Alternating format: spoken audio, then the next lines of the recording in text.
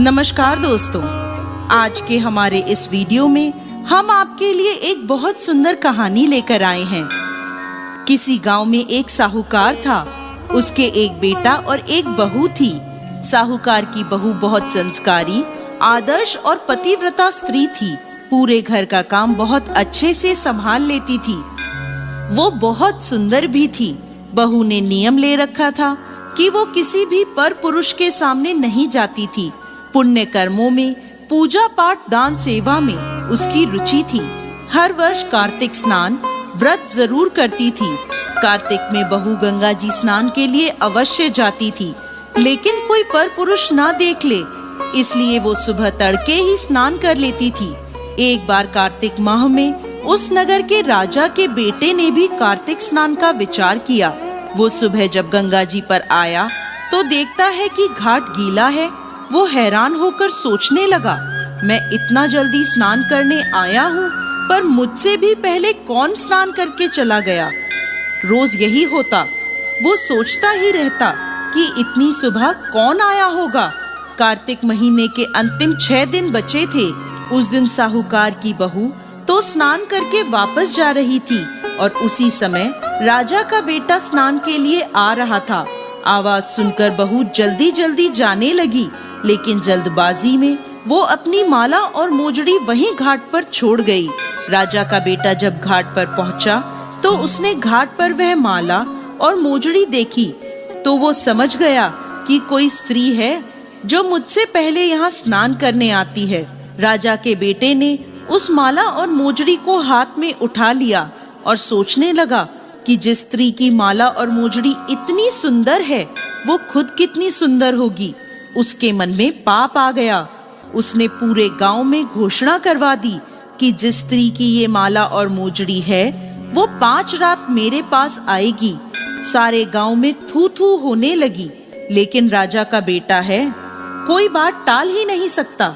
साहूकार की बहू ने राजा के बेटे को संदेश भिजवाया, ये माला और मोजड़ी मेरी हैं।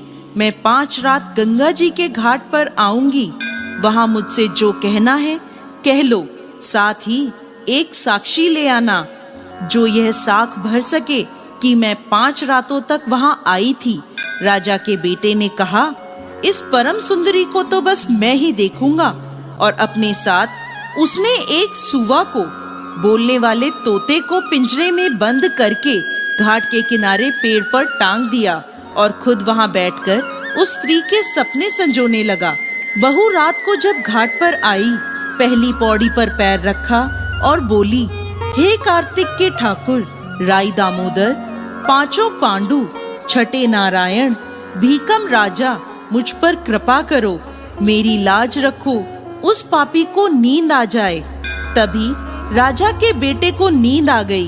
बहू नहा धोकर जाने लगी तो तोते से बोली, सुवा सुवा, तेरे गल डालूंगी हीरा, मेरी साख भरियो मेरे वीरा। सुवा यानी तोता बोला, कभी वीर भी साख भरता है? तो फिर से वह बोली, सुवा सुवा, सुबह तेरे पग घालूंगी नेवर, साख भरियो मेरे देवर। सुवा ने कहा, ठीक है भाभी, मैं तेरी साख रखूंगा। वो चली गई।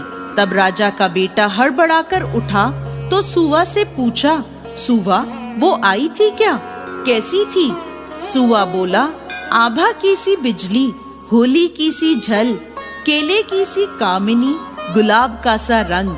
अगले दिन राजा के बेटे ने सोचा, आज मैं अपनी उंगली में चीरा लगा लेता हूँ, दर्द के मारे मुझे नींद ही नहीं आएगी। वह उंगली चीर कर वहाँ लेट गया। बहू आई और उसी तरह प्रार्थना करने लगी और राजकुमार को फिर से नींद आ गई। वो स्नान करके फिर चली गई। राजकुमार ने फिर तोते से पूछा तो उसने वो सारी बातें दोहरा दी। अगले दिन राजकुमार आंखों में मिर्ची डालकर बैठ गया। बहू आई, उसी तरह प्रार्थना करने लगी। भगवान के प्रभाव से राजकुमार को फिर से नींद आ गई। जब वह चली गई तब राजकुमार उठा और फिर से तोते से पूछा। तोते ने वही सारी बातें उसे बता दी। राजकुमार अगले दिन बिना बिस्तर के बैठा कि बिस्तर की गर्मी से मुझे नींद आ जाती है। बहू आई प्रार्थना करी, सुबह स्नान करके फिर से चली गई। राजकुमार फिर उठा, तोते से पूछा, तोते ने फिर से वही सारी बातें बता दी। अगले दिन राजकुमार अंगीठी जलाकर बैठ गया। साहूकार की बहू आई, प्रार्थना करी, भगवान 4 रातें तो निकाल दी, अब ये अंतिम रात है, इसे और निकाल दो। भगवान ने फिर उसकी बात रखी और राजकुमार को फिर से नींद आ गई। जब वह जाने लगी तो तोते से बोली, इस पापी को कह देना कि 5 रातें पूरी हो गई हैं, वो मेरी माला और मोजड़ी मेरे घर भिजवा दे। सुबह राजकुमार की आंख खुली तो तोते से पूछा, क्या वो आई थी? तोता बोला, हाँ आई थी और उसने अपनी माला और मोजड़ी मंगवाई है।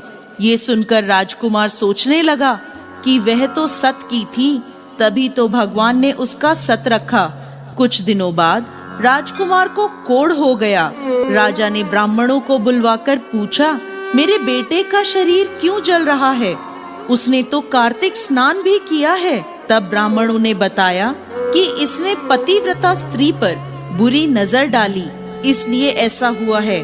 राजा ने जब इसका उपाय पूछा तो ब्राह्मणों ने कहा, जब ये उस साहूकार की बहू को धर्म की बहन बनाएगा और रोज उसके नहाए हुए जल से स्नान करेगा, तभी इसका ये कोढ़ ठीक हो सकता है। राजा माला और मोजड़ी लेकर साहूकार के घर गया और बोला, ये माला आपकी बहू की है, ये लो और आपकी बहू के नहाए हुए जल से मेरे बेटे को नहला दो। साहूकार बोला, महाराज, वो तो किसी पराये पुरुष का मुंह तक नहीं देखती, आप इसे इस नाली पर बिठा दीजिए। जब वो नहाएगी तब उस पानी से आपका पुत्र नहा लेगा। राजा ने ऐसा ही किया। कुछ दिनों में उसका कोढ़ ठीक हो गया। हे पंच भीखू देवता, जैसे आपने साहूकार की बहू का सत रखा, वैसे ही सभी का सत रखना।